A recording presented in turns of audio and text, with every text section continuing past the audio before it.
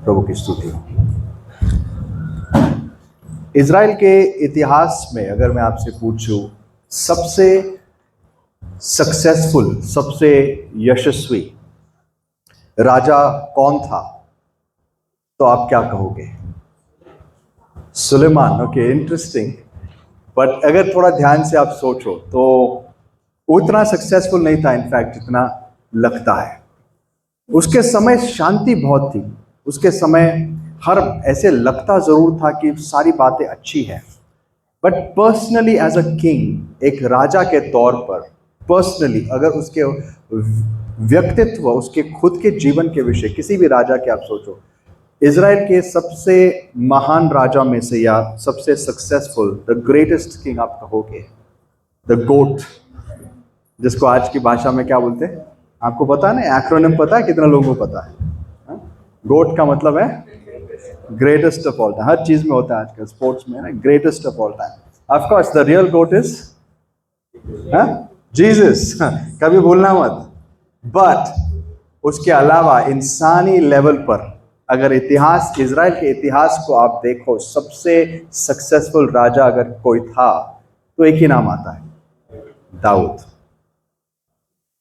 हमेशा हमें कभी आपको ये नहीं, यीशु मसीह का भी जो इसकी उनकी भी पहचान है, दाऊद का पुत्र, सुलेमान का पुत्र नहीं, या और उसके बाद कोई भी बड़े, यहोशाफात का पुत्र नहीं, किसका पुत्र? दाऊद का पुत्र। वो इकलौता राजा था जिसके अनेक कमजोरियों के बावजूद परमेश्वर कहता है ये मेरे मन के जैसा राजा है, मेरे मन के हिसाब का, a man after my own heart. So the most successful king was David. लेकिन जितना दाऊद सक्सेसफुल था उतना ही उसका बेटा एक फेलियर, एक तरीके से at one level he was an equally big failure. वो इतना सक्सेसफुल नहीं था, इनफैक्ट उसका जीवन बिल्कुल उल्टी दिशा में जाते हुए दिखता है। और आज मैं जब इन चीज़ों पर सोच रहा था, मेरा संदेश कुछ और था जो मैं हफ्ते भर जो मैं तैयार कर रहा था या प्रार्थना में था, बट आने के पहले जब मैं बहुत थका हुआ था और मुझे बड़ी थकान हुई क्योंकि हम लेट आए थे और मैं ऑलमोस्ट सो गया, थोड़ा सा लेटने के चक्कर में ऑलमोस्ट सो गया। और उसी समय इट वाज लाइक जब मैं लेटा हुआ था उसी आधी नींद में मैं सारी चीज़ें सोच रहा था। सो आई डोंट नो आज का संदेश मैं कहूँ it was half vision whatever it was, but मेरी जो मनन है वो आपके सामने मैं रखना चाहता हूँ। It's a meditation. एंड मैं सोच रहा था कि इन दोनों राजाओं में, बाप और बेटे में, इतना फर्क क्यों था, इतना बड़ा फर्क क्यों था कि एक राजा इतना अमेजिंगली सक्सेसफुल हुआ और परमेश्वर उसके विषय गवाही देता है, ये मेरे मन के हिसाब का राजा है, और उसका पुत्र इतना आई वुड से प्रिविलेज्ड होने के बावजूद, इतनी सारी उसके अंदर खूबियाँ, उसके अंदर जो पॉजिटिव्स कहो या उसके पास एडवांटेजेस थे, लेकिन उसके बावजूद वो इतना बड़ा फेलियर कैसे निकला। इनफैक्ट वो अपनी खुद की जान मरते मरते बचा पाया। और बाइबल साफ शब्दों में नहीं कहती, जब इतिहास में उसके बारे में बताया जाता है, ये लिखा जाता है, और सुलेमान अपने ही दुष्ट कर्मों में मर गया, ऐसे लिखा जाता है, ही डिड नॉट रिपेंट। हमें अनुमान लगता है कि we can assume, we can speculate कि सुलेमान ने पश्चाताप किया, क्योंकि हमें एक्लीसियास्टिस की किताब हमारे बाइबल में आज है, और उस किताब से हमें ये बात समझ आती है कि सुलेमान ने अपने आखिर के दिनों में पश्चाताप किया होगा, और इसीलिए उसने वो किताब लिखी, वो लिख पाया। ये कहते हुए वो अपनी गवाही दे रहा था, सबोपदेशक एक्लीसियास्टिस, ये किताब जो है उसके खुद के जीवन की गवाही है। और ये गवाही शुरू होती है कैसे? मीनिंगलेस एवरीथिंग इज मीनिंगलेस, सारी बातें व्यर्थ है। It's a personal testimony. वो कहता है कि कैसे मैंने सब कुछ आजमाया, मैंने सब कुछ जो एक इंसान चाहता है, जिन चीज़ों की वो अभिलाषा रखता है, वो सारी चीज़ें मैंने ट्राई कर ली, और मैं एक ही चीज़ आपको कह सकता हूँ, ये सारी चीज़ें व्यर्थ है। ये हवा को पकड़ने जैसी है, वो कभी हाथ नहीं लगेगा। जितनी संतुष्टि आप इस दुनिया में खोजना चाहो, खोजने की कोशिश करो, आप कितना ही कुछ क्यों ना पालो, आपको कभी ये संतुष्टि इस दुनिया में नहीं मिलेगी, ये मैं आपको बता सकता हूँ। और आखिर में वो उस किताब को एंड करता है ये कहकर, मनुष्य का एक ही कर्तव्य है, और वो क्या है? परमेश्वर का भय मानो और उसकी आज्ञाओं को पूरा करो। Fear God and do His will. So इस बात से हमें अनुमान लगता है कि उसने पश्चाताप किया। और आगे यीशु मसीह उसकी गवाही देते, एकदम एंटायरली ऐसा नहीं कि उसको अफर्म करते हुए कि ये एक अच्छा आदमी था, लेकिन ये कहते हुए कि उसकी बुद्धि सुनने के लिए लोग कहाँ से आते थे? दूर दूर से। लेकिन आज सुलेमान से भी महान तुम्हारे सामने खड़ा है, उस कॉन्टेक्स्ट में उसकी वो बात करता है। एंड ऑफ कोर्स उसकी 3 किताबें हमारे बाइबल में मौजूद है। सो लिटरली हमें परमेश्वर एक सस्पेंस में रखता है इसके विषय कि इसके साथ क्या हुआ। वरस दाऊद के विषय हम जानते हैं, सारा न्यू टेस्टामेंट इसकी गवाही देता है, दाऊद कितना ही एक अमेजिंग और परमेश्वर का एक महान दास था। सो मैं जब सोच रहा था कि इन दोनों में फर्क क्या था, why was one so successful, एक इतना यशस्वी क्यों था, इतने परमेश्वर की इच्छा को पूरा करने वाला, अपने जीवन को इतनी अच्छी तरीके से जीने वाला उसकी गलतियों के बावजूद, और दूसरा क्यों फेल हुआ। और मुझे 3 चीजें नजर आई, और मैं सोच रहा हूं कि अगर ये 3 चीजें हम अपने जीवन में इन 3 चीजों के विषय केयरफुल रहे, थोड़ा सा ध्यान दे और इन 3 चीजों को अपने जीवन में संभाले, तो मेरा विश्वास है कि हम भी एक सक्सेसफुल क्रिश्चियन लाइफ, एक जीवन जी सकते हैं। We could be successful in our lives. तो आइए सोचते हैं, and let's begin with the first thing. पहली चीज जो मैंने नोटिस की, बड़ी ऑब्वियस चीज है, दाऊद के जीवन में अनेक संकट और कठिनाइयां थी, लेकिन सुलेमान के जीवन में कोई भी संकट, कोई भी कठिनाई नहीं थी। दाऊद की पूरी ट्रेनिंग गुफाओं में हुई और फिर वो राजगद्दी पर जाके बैठा। सुलेमान की पैदाइश महल में हुई और सीधे गद्दी पर पहुंच गया। और हमें लगता है कई बार, we don't take this very seriously, हमें लगता है कि कंफर्ट बहुत अच्छा होता है, हमें लगता है blessings is equal to comfort. Blessings मतलब क्या है? आराम, कोई परेशानी नहीं, कोई दिक्कत नहीं, जिंदगी में तकलीफ नहीं, इसको हम ब्लेसिंग समझते हैं। लेकिन याद रखना, जिस चीज को दुनिया ब्लेसिंग समझती है वो असलियत में कर्स बन जाती है, निकल जाती है, वो एक श्राप निकलता है। दाऊद की पूरी जिंदगी कठिनाइयों से हम देखते, वो कठिनाइयों से लड़ते हुए, वो अपने बचपन से, अपने घर से लेकर गद्दी तक उसने कई सारी कठिनाइयों और परेशानियों का सामना किया। उसके खुद के घर में हमें अनुमान लगता है, हम देख सकते हैं, based on what we little evidence we have, कि उसके घर में भी उसकी ज्यादा इज्जत नहीं थी। सबसे छोटा और इसलिए शायद सबसे तुच्छ माना गया। जब राजा का अभिषेक करने के लिए सैमुएल उसके घर आता है, उसके पिता को कहता है कि तेरे कितने बेटे, सबको ला। और जैसी को इतना भी ये नहीं था, इतना भी उम्मीद नहीं थी इस बच्चे से कि इसका कुछ हो सकता है। जैसी को पता नहीं था कि वो क्यों सैमुएल अभिषेक कर रहा है, लेकिन जिसके लिए भी वो कर रहा है, I don't think David is worth it.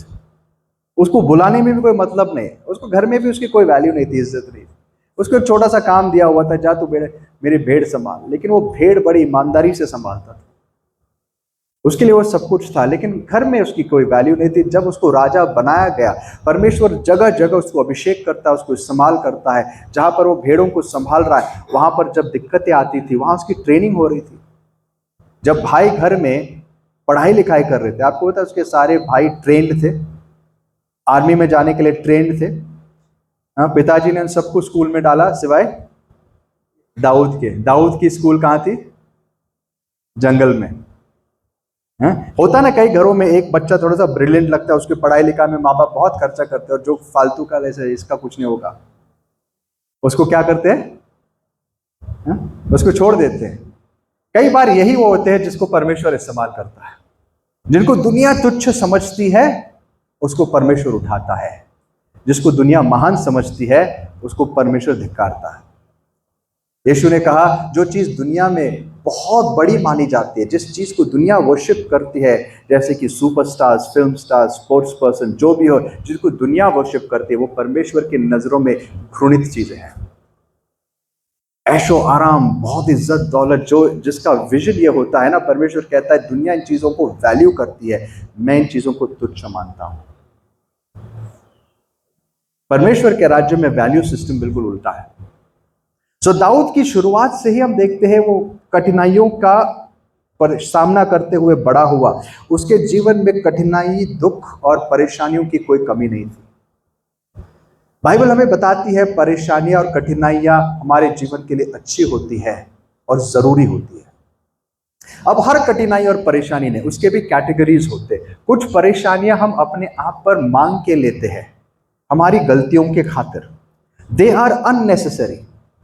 जैसे कि अगर एक इंसान किसी पाप में अपना जीवन बिताता है और उसके कारण उसके जीवन में संकट आया, मानो आपके जीवन में लालच आ गया और लालच के चक्कर में आपने पैसे गवा दे, तो वो परेशानी परमेश्वर से नहीं होती। उसके भी कैटेगरीज होते हैं।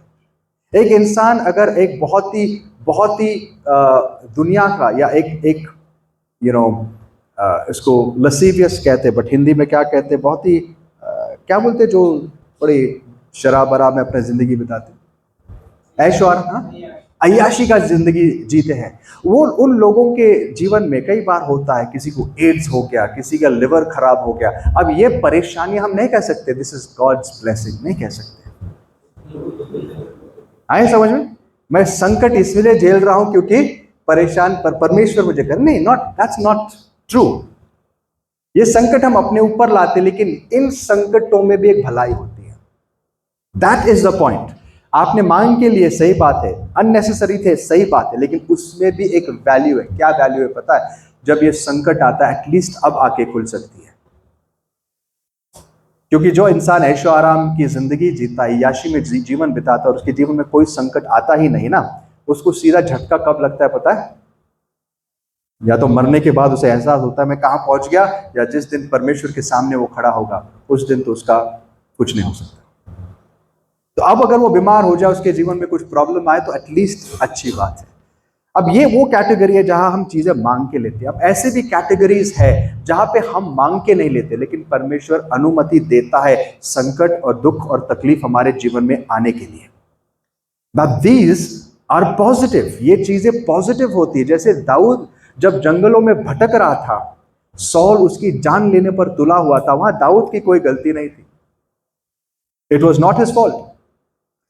परमेश्वर चाहता तो एक क्षण में शौल को खत्म कर सकता था और बोल सकता था इसको तो मैंने ऑलरेडी रिजेक्ट किया है, इसके बदले में मैंने दाऊद को ऑलरेडी अपॉइंट किया है, सो क्यों ना अब से ही मैं उसको गद्दी पर बिठाओ। लेकिन परमेश्वर ने ऐसा नहीं किया। कितने ही साल दाऊद को परमेश्वर ने जंगलों में भटकने दिया, दर दर ठोकर खाने दिया, अपनी जान बचाने के लिए वो डर के मारे भाग रहा था, लेकिन परमेश्वर ने उसको ये होने दिया उसके साथ। क्यों पता है? क्योंकि परमेश्वर जानता था ये उसके लिए भला है, ये उसका ट्रेनिंग टाइम है। So these are god appointed sorrows. ये क्या है? परमेश्वर ने हमें दिए गए दुख है, जो हमारे लिए हीरे मोतियों से भी कीमती होने चाहिए। आपको पता है यीशु मसीह इस दुनिया में जब आए, वो चाहते तो किसी भी घर में पैदा हो सकते थे। He was the only person in the whole universe, पूरी दुनिया में इकलौते इंसान थे वो, जिनके पास ये चुनाहट थी कि वो किसके घर में पैदा हो, कौन से शहर में, कौन से माँ बाप, कौन सी माँ के द्वारा। इकलौते थे वो, कहीं पर भी पैदा हो सकते थे। अगर वो चाहते तो राजघराने में पैदा होते, लेकिन उन्होंने कौन सी जगह चुनी? हाँ, भैंस का तबेला। उन्होंने कौन सी जगह चुनी? एक ऐसी जगह जहां एक नॉर्मल इंसान भी पैदा नहीं होता अक्सर। एक ऐसा घर चुना जो इतना गरीब था, बहुत ही गरीब लोग थे ये। एक ऐसी जिंदगी चुनी जो तकलीफ और संकटों से भरी हुई थी। बाइबल कहते हैं यीशु मसीह ने वो सारे दुख अनुभव किए जो एक मनुष्य कर सकता है। इसके लिए स्वर्ग जाने के बाद हम ये नहीं कह सकते Lord you can not understand. आप नहीं जान सकते मेरा दुख क्या है। एक कोई इंसान नहीं कह सकता। क्यों पता है? क्योंकि वो जानता है, वो समझता है। वो जानता है गरीबी क्या होती है, वो जानता है तकलीफ क्या होती है, वो जानता है रिजेक्शन क्या होता है, वो जानता है बीमारी क्या होती है। कई बार हम ये देखते हैं यीशु ने कई हजारों लोगों को चंगा किया, लेकिन हम ये नहीं सोचते कि क्या यीशु भी कभी बीमार हुआ होगा। Do you think he experience sickness? अब इस बात का जवाब बड़ा क्लियर नहीं है, लेकिन आइज़ाया 53 में एक इंटरेस्टिंग वर्स है, 4 to 6 में लिखा है, He bore our iniquities and he carried our sorrows. उसने हमारे दुखों को सहा। अब हमारे दुखों को सहा, ये जो शब्द है ना दुख, वो लिटरली ट्रांसलेट होता है sicknesses and sufferings. He was acquainted with grief. He was acquainted with grief का मतलब क्या है? वो दुखों से वाकिफ था। दुख उसने समझे हमारे। एक तो उस क्रूस पर हमें साफ दिखाई देता है जहां पर उसने हमारे दुखों को, हमारे मृत्यु को कितनी पूरी तरीके से और बेरहमी से उसके ऊपर जो अत्याचार हुआ हमारा सहा। But at the same time हमें यह भी लगता है, आपको हिब्रू करास 5वें अध्याय में देखिए, बहुत ही सुंदर वचन है। हिब्रू करास 5 क्या लिखा है? इन Hebrews chapter 5 और उसके 7 वचन से पढ़िए। उसने अपनी देह में रहने के दिनों में ऊंचे शब्द से पुकार पुकार कर और आंसू बहा बहा कर उससे जो उसको मृत्यु से बचा सकता था प्रार्थनाएं और विनती की, और भक्ति के कारण उसकी सुनी गई। और पुत्र होने पर भी उसने दुख उठा उठा कर आज्ञा माननी सीखी। पुत्र होने पर भी उसने क्या किया? दुख उठा उठा कर आज्ञा मानना सीखा। ये दुख प्रभु ने सिर्फ क्रूस पर नहीं उठाया, ये दुख प्रभु ने अपने जन्म से लेके, अपने बचपन से लेके उसके मृत्यु तक सहा। ये दुख उठा उठा कर वो आज्ञा मानना सीखा। He learned obedience. Imagine God had to learn something. क्या इसका अनुमान लगा सकते, इसकी कल्पना कर सकते कि परमेश्वर जब देहधारी हुआ उसको भी कुछ सीखना पड़ा। और ऑब्वियसली बात है, क्यों? क्योंकि जिस समय वो मनुष्य बना वो पूरी तरीके से मनुष्य बना, और मनुष्य होकर उसे एक चीज सीखनी पड़ी जो उसने स्वर्ग में कभी नहीं की थी। क्या नहीं किया था प्रभु ने इसके पहले कभी? आज्ञा मानना। वो किसकी आज्ञा मानता? वो तो खुद ही परमेश्वर है। लेकिन जब वो मनुष्य बना वो इतना नम्र बन गया, इतना, मतलब सोचो उसके लिए कितना कठिन होगा ये दूसरों के अधीन रहना, लेकिन दुख उठा उठा कर, वेदनाएं सहकर उसने ये बातें सीख ली।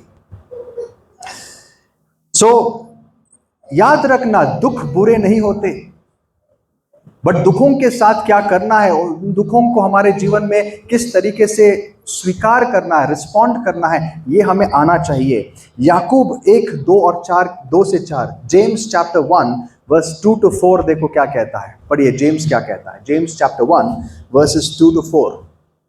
याकूब 1:2 से 4। हे मेरे भाइयों, जब तुम नाना प्रकार की परीक्षाओं में पड़ो तो इसको पूरे आनंद की बात समझो, यह जानकर कि तुम्हारे विश्वास के परखे जाने से धीरज उत्पन्न होता है। पर धीरज को अपना पूरा काम करने दो कि तुम पूरे और सिद्ध हो जाओ और तुम में किसी बात की घटी न रहे। दोस्तों, जब तुम नाना प्रकार की परीक्षाओं में पढ़ो, द वर्ड परीक्षा जो शब्द है वो इंग्लिश में ट्रायल्स है। It's a better translation, trials. Trials मतलब टेस्टिंग, परेशानी, संकट। हाँ, परीक्षा या एक प्रकार की, जब कोई भी दुख हमारे जीवन में आता है वो परीक्षा ही होता है। एक दुख परीक्षा होता है। तो जब ये परीक्षाएं आती, कठिनाइयां आती है, याकूब कहता है आनंद करो, क्योंकि ये तुम्हारे बेहतरी के लिए परमेश्वर इसकी अनुमति देता है। अगर वो फर्स्ट कैटेगरी वाले भी हो, जो मैंने कहा, जब हम कुछ गलती करते हैं और वो हमारे ऊपर उसका परिणाम होता है, खास करके अगर आप एक विश्वासी हो, कई बार परमेश्वर आपको दंड के रूप में, डिसिप्लिन के रूप में करता है। हिब्रूज 12 क्या कहता है कि जिससे वो प्रेम करता है। बच्चों, अपने परमेश्वर के दंड को, परमेश्वर की शिक्षा को तुच्छ मत मान, वो तुमसे प्रेम करता है, अपने बच्चों से वो करता है प्रेम। रेवलेशन 3:19 में प्रभु यीशु कहता है, जिससे मैं प्रेम करता हूं उसको ताड़ना देता हूं। सो अगर ये ताड़ना के रूप में भी है तो हमारी भलाई के लिए। Okay, but that's not the best form of suffering. वो करेक्टिव होता है कि हमने कुछ गलती की, इसके लिए हमें सुधारने के लिए, लेकिन उससे बेहतर होता है कि हम अगर कुछ गलती भी नहीं करते और फिर भी सफर करते हैं, इसका मतलब है परमेश्वर हमें और ऊंचाई पर लेकर जाने वाला है। He is improving our lives. वो हमारे जीवन में बेहतरी ला रहा है, जैसे दाऊद के जीवन में ला रहा था। दाऊद जंगलों में भटक रहा था, मार खा रहा था, वो प्रार्थना करता था, प्रभु क्यों हो रहा है मेरे साथ। कई भजन उसने लिखे, प्रभु मेरे दुश्मन मेरे जान के पीछे पड़े हुए हैं, मुझे याद आता मैं आपके भवन में कैसे रहता था। ये सारी बातें वो लिखता है रोते हुए, और परमेश्वर उसे उस संकट से जाने देता है। क्यों पता है? यही संकट उसे आने वाले गद्दी और अधिकार के लिए तैयार कर रहे थे। आपको पता है, जो बच्चे, कई बार हम देखो रियल लाइफ एग्जाम्पल्स, जो लोग गरीबी में, संकट में पैदा होते हैं, जो लोग कठिनाइयों में पैदा होते हैं, जनरली वो लोग जीवन में ज्यादा सक्सेसफुल होते हैं। जो बच्चे पैदा होते हैं उनको सब कुछ मिल जाता है, उनके पास सब कुछ होता है, और माँ बाप उल्टा ये सोचते कि हम जो कठिनाइयों से गए, हम अपने बच्चों को नहीं जाने देते। माँ बाप की अच्छी सोच रहती है, लेकिन गलत सोच रहती है ये। क्यों पता है? हम सोचते हैं हमारे बच्चों को हम कॉटन ग्लव्स या किड ग्लव्स के साथ हैंडल करें, बड़े अच्छे से रखें, लेकिन वही उनके लिए बहुत बड़ी दिक्कत बन जाती है। जो बच्चे, जो लोग संकटों में से जाते हैं, वो ज्यादा स्ट्रांग बनते हैं, जीवन को ज्यादा बेहतर फेस करते हैं, वो चैलेंजेस को ओवरकम करते हैं। जब उनके सामने ना करके कोई कहता है ना, उसको झेल सकते हैं, लेकिन फेस ऑल ऑफ दैट। और यही चीज दाऊद सीख रहा था। लेकिन सुलेमान के साथ क्या हुआ? सुलेमान पैदा ही कहां हुआ? महल में। चांदी की प्लेट में खाता था, सोने के चम्मच से शायद खाता था। रोज उसके सामने अच्छे अच्छे भोजन आते थे। इसी वातावरण में पैदा हुआ। ऑल्दो उसके पिताजी ने, his father did a very good job, बहुत अच्छा उसने काम किया। दाऊद ने सुलेमान को बहुत अच्छी चीजें सिखाई।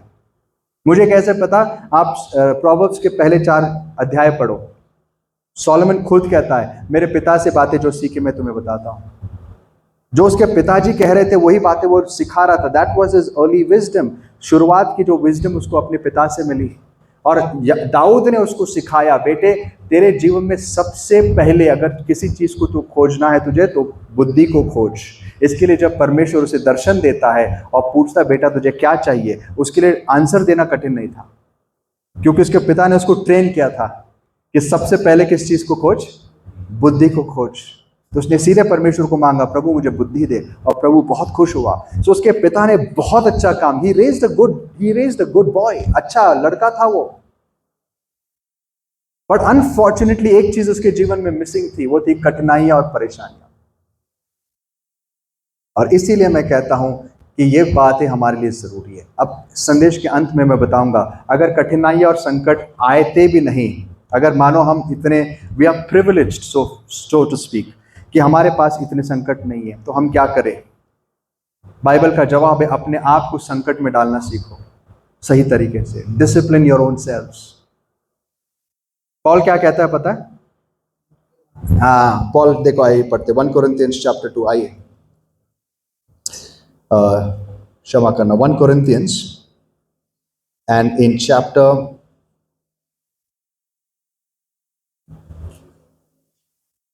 ब्यूटिफुल वर्स है वो, चैप्टर 9 वर्स 27।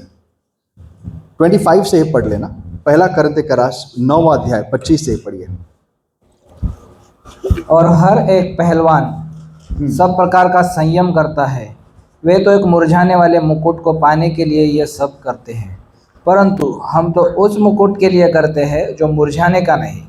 इसलिए मैं तो इसी रीति से दौड़ता हूँ, परंतु बैठकाने नहीं। मैं भी इसी रीति से मुक्कों से लड़ता हूँ, परंतु उसकी नाई नहीं जो हवा पीटता हुआ लड़ता है, परंतु मैं अपनी देह को मारता कूटता और वश में लाता हूँ। ऐसा न हो कि औरों को प्रचार करके मैं आप भी किसी रीति से निकम्मा। देखो, पॉल के जीवन में भी संकटों की कमी नहीं थी। He already had a lot of trouble, जहां जहां वो जाता था संकट उसके पीछे आते थे, for no fault of his.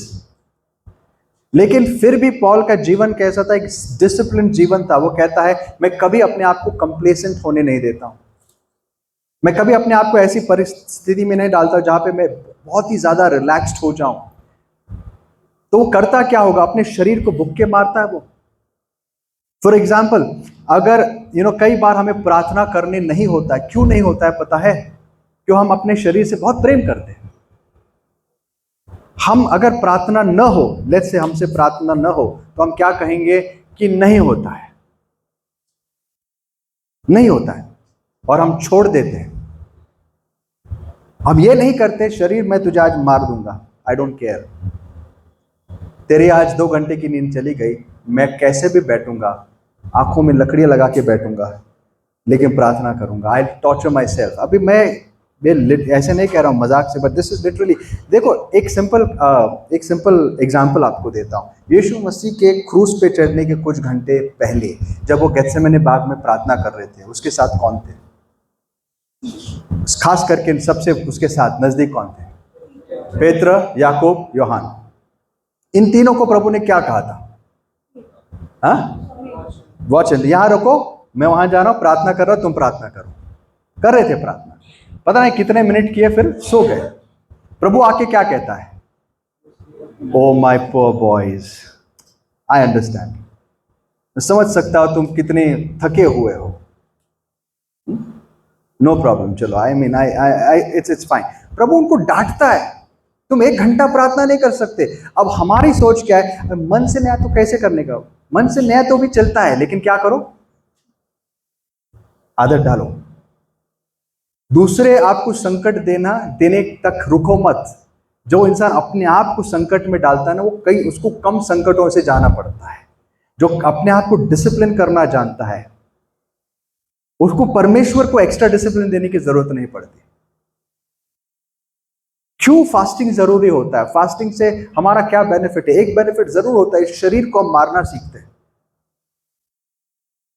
कई लोग फास्टिंग नहीं करते क्योंकि शरीर बोलता है नहीं, you dare deprive me of food तो क्या कर, तेरी जरूरत खाना नहीं बोलने की नहीं। बॉस कौन होना चाहिए? पॉल कहता है मैं मेरे शरीर को भुक्के मारता हूं और मैं बोलता हूं उसको क्या करना है।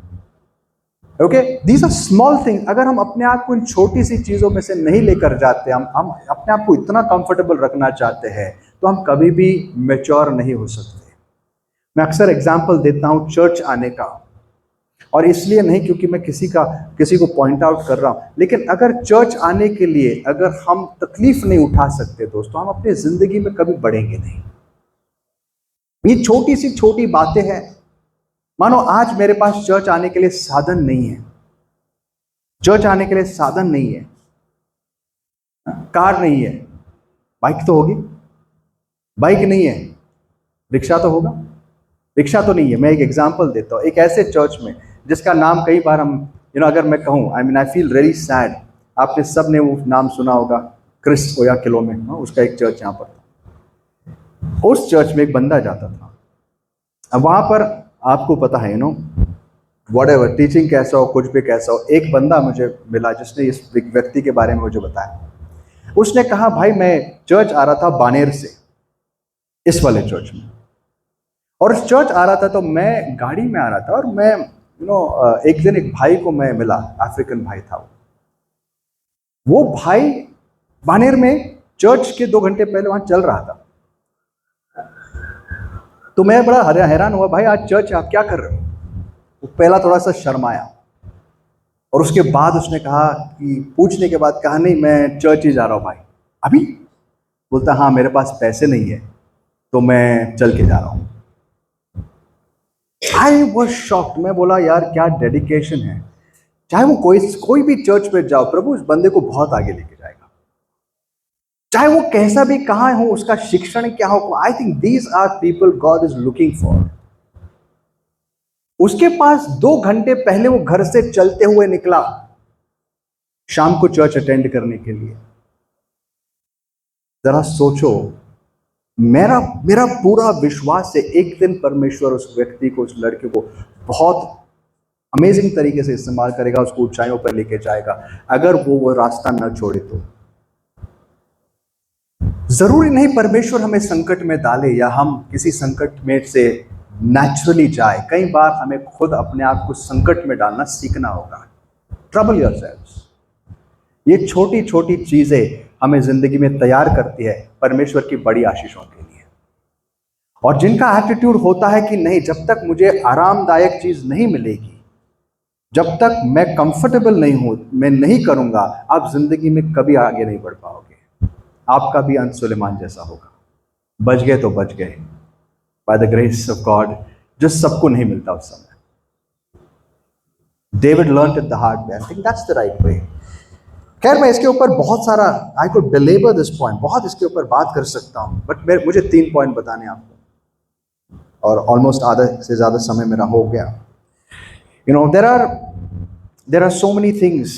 हम एग्जाम्पल्स देखते हैं, whether it's जोसेफ, याकूब, क्या उसका नाम, यूसुफ, उसके जीवन को देखे, मूसा को देखे, जिसके भी जीवन में परमेश्वर ने बड़े काम रखे थे, उनके जीवन में प्रभु ने उतना ही समय उनको एक ट्रेनिंग में से उनको समय बिताया उनका।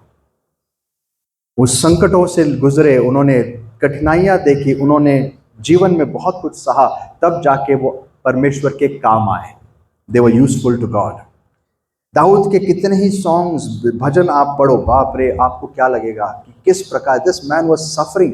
आपको पता है साम 22 क्या लिखता है? हाँ, वो एक भजन था जो दाऊद ने अपने बारे में लिखा, लेकिन वो बन गई प्रोफेसी प्रभु के बारे में। वो, तूने मुझे क्यों छोड़ दिया पिता, मेरी हड्डियां मुझे देख रही है, हाँ? मेरे हाथ छिले हुए हैं। वो लिटरली क्रूसिफाई नहीं हुआ था, but he was experiencing that kind of sorrow. Anyways, second चीज जो दाऊद के पास थी और सुलेमान के पास नहीं थी, वो था पर्पस। दाऊद के जीवन में एक मकसद था, उसे पता था उसका अभिषेक हुआ है, उसको गद्दी तक पहुंचना है और उसको इजराइल के राज्य को कंसोलिडेट करना है। ये उसके जीवन का मकसद था। उसको पता था परमेश्वर ने उसको चुना है एक मकसद के लिए। This is an extremely important point. ये चीज जो बहुत बहुत इंपॉर्टेंट है, और कई लोगों के जीवन में, और कई बार अपने जीवन में मैं सोचता हूं, मैं इस चीज को भूल जाता हूं। And that's why I am passionate about this.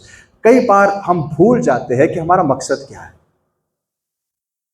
आपको पता है पिलग्रिम्स प्रोग्रेस में, आपने अगर कितने लोगों ने वो एटलीस्ट देखा है, मैंने आपको एनकरेज रेकमेंड किया था, पिलग्रिम्स प्रोग्रेस, ये किताब एटलीस्ट पढ़ लेना, या उसके कई सारे मूवीज बन गए हैं, देख लेना। जॉन बनियन को ये विजन, ये जो सपने हैं जेल में परमेश्वर ने दिए थे, बड़े सुंदर है। और हम जानते हैं बाइबल के बाद सबसे अधिक बिकने वाली दुनिया में ये किताब है, जॉन बनियंस पिलग्रिम्स प्रोग्रेस। तो ये पूरी यात्रा है ख्रिस्ती व्यक्ति की, किस प्रकार से वो अपने शहर से, पाप के शहर से निकल के एक बोझा लेकर सेलेस्टियल सिटी के पास जाता है, और उस रास्ते पर उसको क्या क्या मिलता है। उस शहर में बीच में एक जगह आती है, उसको कहते हैं वैनिटी फेयर। इसी से ये सारे आजकल के वैनिटी जो शब्द है, that's the origin of it, vanity fair. उस वैनिटी फेयर में ऐसी जगह है जहां पर आपको बहुत सुख विलास और आनंद दिखता है। तो कई ख्रिस्तियों को वहां जाने के बाद उसको दिखते हैं, कई लोग उसके जैसे शुरू कर चुके थे, लेकिन इस वैनिटी फेयर में आके खो गए।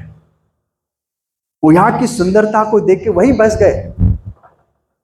वो भूल गए वो क्यों निकले, कहां से निकले, कहां जाने वाले थे। रास्ते पर आके वो इतने मोहित हो गए कि वो भूल गए वो कहां निकल पड़े थे। और ये कई विश्वासियों के साथ होता है।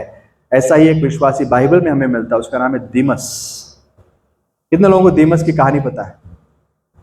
2 तिमोथी के लास्ट चैप्टर में पॉल अपने फाइनल ग्रीटिंग्स लिखता है, उसमें डीमस इनफेमसली, कई लोगों के नाम बड़े अच्छे तरीके से महानता से लिखे गए, कुछ लोगों के नाम ऐसे लिखे गए जो बड़े दुखदायक तरीके से लिखे गए। दीमस ने भी मुझे छोड़ दिया, पॉल कहता है, क्योंकि इस दुनिया को उसने ज्यादा प्रिय जान लिया।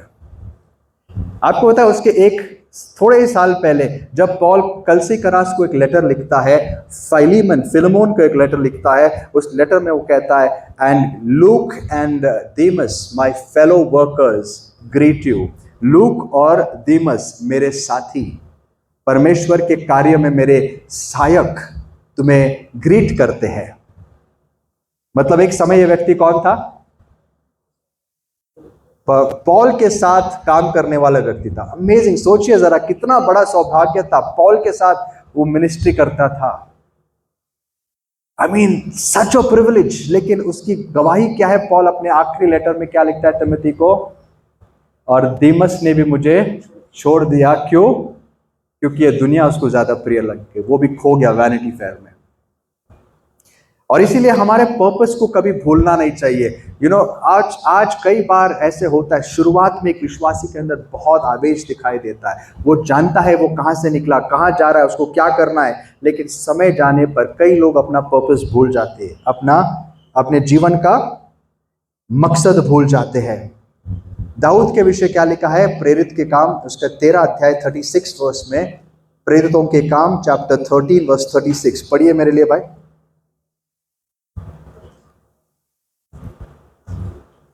Acts chapter 13 verse 36। क्योंकि दाऊद तो परमेश्वर की इच्छा के अनुसार अपने समय में सेवा करके सो गया और अपने बाप दादों में जा मिला। दाऊद ने क्या किया? क्या लिखा है ब्रदर? परमेश्वर की इच्छा के अनुसार हाँ, अपने समय में सेवा करके सो गया। परमेश्वर की इच्छा के अनुसार अपने समय में सेवा करके सो गया। इंग्लिश में लिखा है and he served God's purpose in his generation. उसने अपने समय परमेश्वर की इच्छा उसके जीवन के लिए पूरा कर दिया। कितनी ही धन्य और ब्लेसेड टेस्टिमनी है। जैसे पॉल कहता है मेरे जीवन के अंत में, उसके जीवन के अंत में वो कहता है मैंने मेरी दौड़ पूरी की है। I have finished the race, I have completed the job. यीशु मसीह क्रूस पर कहते हैं इट इज फिनिश्ड। वो जानते थे इस दुनिया में क्यों आए और उन्होंने काम पूरा किया। आज दोस्तों परमेश्वर ने आपको और मुझे भी एक मकसद से भेजा है। धन्य है वो लोग जो इस मकसद को जानते हैं। सो पर्पस इज इंपॉर्टेंट। हमारे जीवन में मकसद होना चाहिए और मकसद हर लेवल पर होना चाहिए ना। ये मेरा प्रैक्टिकल एडवाइस हम सब के लिए, including me. Always have a purpose. आपका एक लॉन्ग टर्म पर्पस होना चाहिए। आपका मेन जो उद्देश्य क्या है वो कभी भूलना नहीं चाहिए। और शॉर्ट टर्म गोल्स भी हमारे होने चाहिए। जैसे हर दिन जब आप उठते हो, अगर आपके पास एक पर्पस है कि आज मुझे ये करना है, let's start with small thing. आज मुझे एटलीस्ट 1 घंटा वचनों में और प्रार्थना में बिताना है, that is a good purpose. तो आज दिन खत्म होने के पहले मुझे कैसे भी समय निकाल के, and you are living for something valuable. आप किसके लिए तो जी रहे हो? आपको लगेगा ये छोटी बातें हैं, लेकिन ये छोटे छोटे गोल्स हमें बहुत आगे तक लेके चलते हैं। दुनिया में भी आप देखो, दुनिया में सबसे सक्सेसफुल वो लोग होते हैं जिनके पास एक विजन होता है, जिनके पास एक मकसद होता है। Okay, I don't glorify sports man and women. मैं स्पोर्ट्स के जो लोग हैं उनको इतने ऊंचे इस पे नहीं रखता हूँ, because many of them are just bad examples. But कुछ अच्छी चीजें हम सीख सकते हैं। जैसे पॉल ने हमें एग्जाम्पल्स दिए हैं स्पोर्ट्समैन के। क्या एग्जाम्पल दिए? ये एक बॉक्सर क्या करता है? हवा में बुक्के नहीं मारता है। हाँ, एक दौड़ने वाला एमलेसली नहीं दौड़ता है, वो एक उसका रूटीन होता है डेली। क्योंकि वो जानता है मुझे अगर ये लॉन्ग डिस्टेंस कवर करना है, मुझे if I am a runner, तो मुझे क्या करना है? रोज अपने आप को टाइम करना पड़ेगा, रोज अपने आप को दौड़ने के लिए लगाना पड़ेगा, और इतने समय में मुझे कंप्लीट करना है। तो एवरीडे उसका टारगेट होता है, राइट? आपको पता है कुछ स्पोर्ट्समैन ऐसे होते हैं जिनका टारगेट होता है, जैसे कि फुटबॉल के दुनिया में रोनाल्डो एक बहुत बड़ा नाम है। वो इंसान, उसका जीवन का मकसद ये गोल स्कोर करना। It's a very sad aim according to me, ball लेके किसी गोल में डाल देना, और उसका मकसद हो। उसके लिए वो क्या करता है पता है?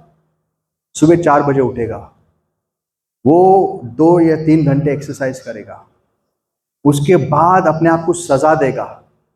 जो उसकी जबान को अच्छा लगता है वो नहीं खाएगा, पत्ते, घास फूस, मीट, जो भी बॉइल्ड चीजें वो खाते रहेगा। हम बोलेंगे ला आन दो यार थोड़ा सा एक डबल मस्का बटर, चलो आने दो, क्या फर्क पड़ता है यार, वैसे भी मरना ही है अपने को। हाँ? नहीं, उसके पास एक मकसद है। वो उसका खाना भी मकसद के अनुसार है। ये मेरा गोल है, अगर ये मुझे अचीव करना है तो ये नहीं कर सकता। अगर ये शरीर 90 मिनट्स मुझे दौड़ना है फील्ड पर, तो ये खा के मैं नहीं कर सकता, मुझे सैक्रिफाइस करना पड़ेगा। Everything is goal oriented. उसको गोल है उसके पास। तो हमारे पास कितना बड़ा होना चाहिए? हमने भी सोचना चाहिए यार, हमारे जीवन का मकसद है तो हमें क्या क्या सैक्रिफाइस करना पड़ेगा। उसको अचीव करने के लिए हर दिन के गोल्स बनाओ। आज से एटलीस्ट ट्राई करो। आपको मैं एग्जांपल्स दे सकता हूँ। वी शुड हैव अ गोल कि आज मेरे द्वारा किसी ना एक व्यक्ति का तो भला होना चाहिए। सिंपल गोल।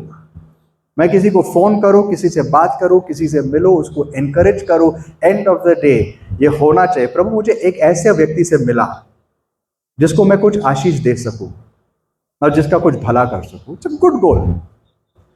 अगर डेली लेवल पर अगर हम ये करते रहेंगे दिन प्रतिदिन, आप खुद एनकरेज हो जाओगे आगे बढ़ने के लिए। नहीं तो हमारी जिंदगी एक मीनिंगलेस जिंदगी बन जाएगी। बिना बिना पतवार की बोट के जैसे हम यहां से वहां हिलकोरे खाते रहेंगे। हवा इस तरफ चली तो इस तरफ, नहीं तो उस तरफ। कोई मतलब नहीं, कोई मकसद नहीं। पॉल कहता है मैं बिना मकसद का जीवन नहीं जीता। I don't run aimlessly. मेरे पास एक गोल है।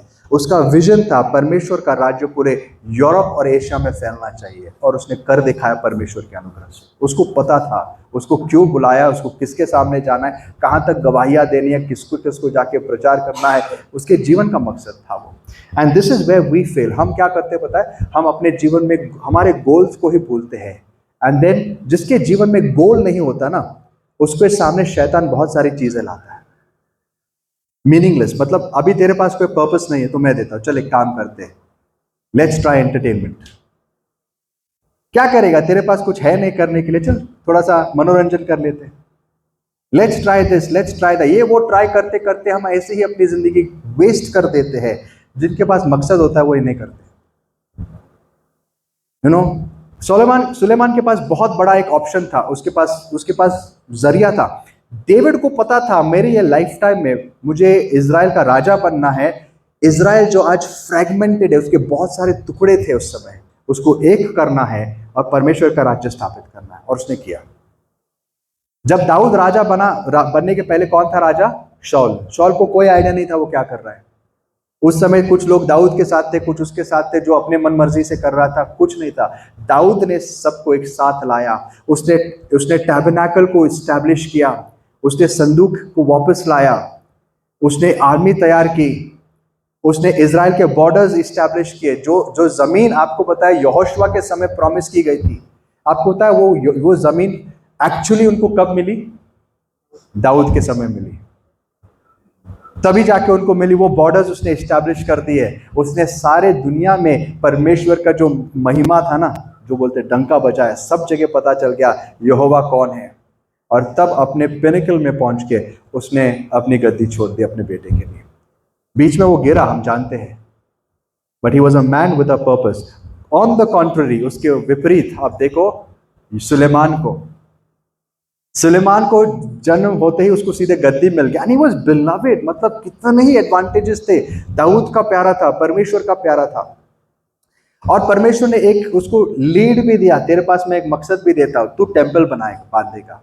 और टेंपल उसने बांधा, लेकिन उसने क्या पता है उसने क्या गलती की? उसके जीवन का मकसद टेंपल बांधना था, मंदिर को बनाना था, लेकिन उसने सिर्फ शारीरिक मंदिर पर ही फोकस किया और उसके बाद सब छोड़ दिया। बड़े शानदार तरीके से एक शारीरिक जो फिजिकल टेंपल उसने बनाया, लेकिन परमेश्वर उससे कहीं अधिक एक्सपेक्ट कर रहा था। मुझे एक बताओ, क्या परमेश्वर इस बिल्डिंग में इंटरेस्टेड था? और वो बिल्डिंग मास्टरपीस थी। एंशियंट हिस्टोरियंस हमें इसका एक उदाहरण ये देते हैं, गवाही देते हैं कि वो टेंपल बड़ा ही सुंदर था। उस समय के वन ऑफ द वंडर्स बन गया वर्ल्ड का। लेकिन क्या ये मकसद था कि एक बहुत सुंदर बिल्डिंग बना के खड़ी कर दो? आपको पता है सुलेमान से प्रभु क्या एक्सपेक्ट कर रहा था? टेंपल बनने के बाद एक ऑर्डर ऑफ वर्शिप को वो इस्टेब्लिश कर सकता था। वो ये सोच सकता था कि ये जो परमेश्वर का वचन है पूरे इजराइल में हम कैसे फैलाएं। आपको पता है बाद में यहोशापात ने कर दिखाया। उसने जगह जगह गांव गांव में याजकों को भेज दिया, वहां छोटे छोटे संस्था बनाए। वहां उसने जैसे आज सिनेगॉग्स होते उस समय वो प्रोटोटाइप था। वहां छोटी छोटी जगह बनाई जहां याजक जाते थे और लोग सीखने आते थे। सुलेमान सोच सकता था प्रभु मैंने मंदिर तो बना लिया, अब जीवन का सबसे बड़ा मकसद है मैं पूरे इजराइल को आपका भक्त बनाऊं, आपकी उपासना करने वाले बनाऊं। ये वो सोचने के बजाय उसने पता है क्या किया? देखो शैतान ने कितने धूर्त तरीके से उसको साइड ट्रैक किया। चलो बाइबल ट्रिविया, एक छोटा सा सवाल पूछता हूं, सुलेमान ने मंदिर बनाने के लिए कितने साल लगाए? हाँ नहीं नहीं, बहुत ज्यादा हो गया, दैट्स टू मच। मंदिर बनाने के लिए सुलेमान ने कितने साल लगाए? वेरी गुड, 7 साल। लेकिन ऑन द साइड लाइन्स उसने एक और प्रोजेक्ट ले लिया। उसने वो जो बिल्डिंग बनाने लग गया ना, उसको इतना अच्छा लगा बिल्डिंग का ये काम वगैरह, कॉन्ट्रैक्ट लेना, ये सब करना, उसको इतना अच्छा लगा। उसने क्या कहा, मैं मंदिर तो बना रहा हूं, चलो एक काम करते अपना घर भी बना लेते।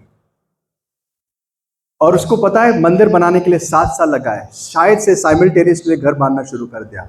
मुझे बताओ घर बांधने के लिए कितना टाइम लिया उसने? 30, वेरी क्लोज। कितना साल लिया? 13 साल। एंड बाकी सब करते करते 14 तो हो ही गए। मतलब इनडायरेक्टली मंदिर बनाने के लिए उसने 7 साल, अपना घर बनाने के लिए डबल टाइम लगाया। उसकी गिराहट उस स्त्रियों के द्वारा नहीं हुई जो बाद में उसके जीवन में आई या आती रही। उसकी गिराहट यहीं से शुरू होगी, अच्छी चीजों से, जो अच्छा काम वो किया, क्योंकि उसके पास फोकस, उसके पास मकसद नहीं था। कई बार हमारी आशीषें हमारे लिए श्राप बन जाती है। सुलेमान की बुद्धि उसकी गिराहट का कारण बन गई। आपको पता है यही बुद्धि वो कहीं और इस्तेमाल कर सकता था। इजराइल को ज्यादा गॉडली कैसे बनाए, हम और संस्थाएं कैसे स्थापित करें। जितने भी रिवाइवल्स हुए, चाहे वो जॉन वेस्ली के द्वारा हो, द मेथोडिस्ट रिवाइवल, चाहे वो विलियम बूथ के द्वारा हो, उसने, इन सब के पास एक विजन था और इन सब के पास स्ट्रैटेजीज थी। वेस्ली के पास एक सिंपल स्ट्रैटेजी थी कि हम क्या करें। He always said before revival there should be reformation. मतलब एक रिवाइवल आने के पहले हमें चीजें दुरुस्त करना जरूरी है, हमें उसके लिए तैयारी करनी है। फॉर एग्जाम्पल, रिवाइवल आने के पहले फिजिकल तैयारी शुरू करें। क्या हमारे पास जगह है लोगों को लाने के लिए? क्या हमारे पास वो जो औजार है, क्या लोग हैं? अगर कोई नया आता है उसको हम क्या सिखाए, उसके लिए हमारे लोग तैयार है? He had a method. इसके लिए उनको क्या बोलते हैं? मेथडिस्ट। अनफॉर्चुनेटली वो बहुत अभी रिजिड बन गया, इसके लिए संस्था बन गई है। बट जब उसने शुरू किया, ही हैड अ विजन कि हम कैसे इसको बढ़ाए, और परमेश्वर ने उसको आशीषित किया और उसके द्वारा ये पूरी रिवाइवल शुरू कर दी। सुलेमान कर सकता था ये, लेकिन नहीं किया उसने। वो अपना घर बांधने में लग गया और उसने अपनी बुद्धि कहाँ लगाई पता है? उसने बोला ये कर्टन का जो कॉम्बिनेशन नहीं लग रहा है अच्छा, लेट्स मेक इट बेटर। उसने बोला ये मेरे गद्दी के नीचे का जो हिस्सा है ना, ये थोड़ा अलग लग रहा है। और परमेश्वर उसकी तारीफ भी करता है। ये देखने के लिए लोग आते थे। उसकी बुद्धि उसने कहाँ इस्तेमाल की, किस तरीके से उसने टेम्पल को सजाया, घर को सजाया। ये उसका मॉन्यूमेंट बन गया। जीवन में उसका घर एक म्यूजियम बन गया और उसने मंदिर को भी म्यूजियम बना दिया। उसके अंदर का जीवन चला गया। जो बुद्धि परमेश्वर से थी, उसको यूज कहाँ करना है उसके हाथ में था। परमेश्वर हमें कई आशीषें देता है, या ब्लेसिंग्स, लेकिन वो ब्लेसिंग्स के पीछे पर्पस नहीं होगा ना, तो हम सुलेमान के जैसे अपने ट्रैक को खो देंगे। वही चीजें हम बुराई के लिए और पीछे हटने के लिए दुनिया के लिए इस्तेमाल करेंगे। कई म्यूजिशियंस का एग्जाम्पल हम देखते हैं, they have a great gift, अगर हम कह सकते हैं। It can be used in the right way. आप अच्छे से यूज कर सकते हो। कई बार हम वो म्यूजिक यूज कर सकते हैं, जैसे दाऊद यूज करता था। और कई बार सॉल जब डिस्टर्ब होता था, दाऊद का म्यूजिक उसको हील करता था। दुष्ट आत्मा से वो पीड़ित था, वो दुष्ट आत्मा भी उससे दूर जाती थी। लेकिन कई लोग आज के दुनिया में हम देखते हैं, म्यूजिक जब उनके पास अगर वो कला है तो कई बार वो यूज करते हैं किसी और चीज के लिए, और करते करते वही अच्छी चीज कब बुरी बन जाती है उनको पता नहीं होता। Because there is no vision, there is no purpose. इसके लिए उसने सब करने के बाद वो इतना खो गया कि एंड में उसको खुद पता नहीं चला उतना दूर क्यों गया। चलो आखिरी चीज बताकर हम खत्म करेंगे। सो फर्स्ट, उसके जीवन में कोई संकट नहीं थे, there were no major troubles. दूसरा, उसके जीवन में कोई पर्पस नहीं था। और तीसरा, वो अपनी बुद्धि पर बहुत भरोसा करता था। Proverbs chapter 3 verse 4 and 5 क्या कहता है? Do not lean on your own understanding, but in all your ways acknowledge him. Hindi में मैं उम्मीद करता आप सबको आता होगा। अपनी बुद्धि पर समझ का सहारा मत ले और यहोवा पर भरोसा रख, तब वो तेरे मार्गों को सीधा करेगा, तुम्हें सफलता देगा। ये शब्द किसने लिखे? सोलोमन ने लिखे, और इसको खुद ही अपने जीवन में इंप्लीमेंट नहीं कर पाया। और कई बार ये मैं मैं जब सोचता हूँ, मैं अपने आप को देखता हूँ, मैं कई बार अपने आप को इस मेजरिंग बैलेंस में रखता हूँ। मैं सिर्फ आपसे नहीं बात कर रहा, आई ड्रेड दिस, मुझे काफ़ी डर लगता है, क्योंकि मुझे बातें करनी पड़ती है बड़ी ऊंची, क्योंकि परमेश्वर के स्टैंडर्ड को हम कम नहीं कर सकते। कई बार मैं सोचता हूँ, प्रभु जितना ऊंचा मैं बात करता हूँ उतना जीने के लिए हमेशा सहायता कर। And if that's not possible, मुझे बहुत भय लगता है। उम्मीद करता हूँ ये भय कभी निकले नहीं। क्यों पता है? क्योंकि हम बातें तो बहुत बड़ी कर सकते हैं और फायदा भी होता है लोगों को। जैसे सुलेमान की बातें आज भी लोग सुनकर पढ़कर आशीषित होते हैं, लेकिन वही बातें उसके जीवन में काम नहीं आई। मैं कैसे कह सकता हूँ ये? आपको तब बाइबल कहती है सुलेमान के जिंदगी के समय, उसके लाइफ टाइम के समय परमेश्वर ने उसे शांति दी थी, है क्या नहीं? लेकिन उसने एक और चीज की, वो अलग अलग देशों में जाकर वहां से पत्नियां ब्याह करके लाता था। एक कलेक्शन थी उसके पास, वाइफ्स फ्रॉम डिफरेंट कंट्रीज। जैसे कि उसके घर आते थे, this is my wife from Ethiopia, this is my wife from Greece. वो सबके पास जाता था। क्यों? अब ये करने का मकसद क्या था पता है? उस समय राजा ये क्यों करते थे? उस समय ऐसा होता था कि अगर किसी राजा को किसी दूसरे राज्य के साथ शांति बनानी है तो उसका सबसे आसान तरीका क्या था?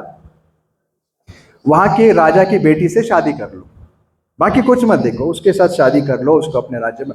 अब एक बार रिश्ता बन गया तो अपने ससुराल के साथ थोड़ी झगड़ा करना है कि ना? वो भी सोचते हैं अपने ही लोग हैं यार, क्या झगड़ा करेंगे।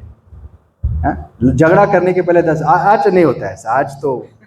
आज राज्य वाज्य का कोई भानगढ़ नहीं है, तो अलग बात है। लेकिन उस समय क्या होता था, अगर राजाओं के बीच कोई ऐसी शादियां होती थी तो वो सोचते थे अरे अपनी बेटी दी है वहां पर, तो आपको सुलह करनी है, आपको शांति बनानी है, तो क्या करना है? वहां से शादियां करो। लेकिन परमेश्वर ने साफ कह दिया था तू अपनी पत्नियों को मत मल्टीप्लाई कर। बेचारे को एडिशन आता ही नहीं था, वो सीधे मल्टीप्लिकेशन में चला गया। उसकी कितनी तो पत्नियां थी। और दूसरी बात, वो विदेशियों से शादी करके लाता था, जो परमेश्वर ने सख्त मनाही की थी। क्यों पता है? उसको लगा कि अपनी बुद्धि, अगर मैं करूंगा तो शांति रहेगी। लेकिन परमेश्वर शांति देने वाला वो है। बाइबल कहती है परमेश्वर ने उसके सारे दुश्मनों को चुप किया था, पहले से करने की जरूरत नहीं थी, लेकिन उसे लगा नहीं, दिस इज माई स्ट्रैटेजी। कई बार हम अपनी स्ट्रैटेजीज यूज करते, लगता है कि हम बहुत बुद्धिमान है, होशियार लोग हैं हम लोग, और यही हमारे गिरने का कारण बनता है। We use our own wisdom. हमें लगता है कि हम बहुत बुद्धिमान है। हाँ, होगी आपके पास बुद्धि, परमेश्वर ने दी होगी, लेकिन उसके ऊपर कभी भरोसा मत कर। भरोसा कर तो सिर्फ अपने किस पर? परमेश्वर पर। और वही स्त्रियां, बाइबल कहती है, वही स्त्रियां 1 Kings 11:1-6 पढ़िए, पहला राजा 11 अध्याय 1 से पढ़िए। परंतु राजा सुलेमान फिरौन की बेटी और बहुतेरी और पराये स्त्रियों से, जो मोआबी, अम्मोनी, एदोमी, सीदोनी और हित्ती थी, प्रीति करने लगा।